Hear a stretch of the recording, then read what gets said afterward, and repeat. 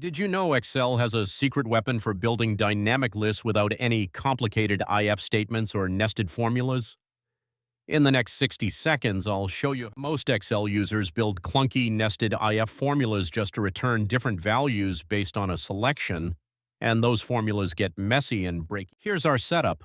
Column A has a number from 1 to 4 representing a quarter, and we want column B to return the matching quarter name automatically. Click on cell B2, then type equals choose and open. Now complete the formula by typing your list of choices separated by commas, quote Q1, quote Q2, quote Q3, quote Q4, then close the parenthesis and press enter. Look at that. Excel instantly fills in the correct quarter name for every row based on the number in column A. You can now change any number in column A and the label up. You just learned how to use the Excel choose function to build clean dynamic lists from a simple index number. No more messy nested ifs.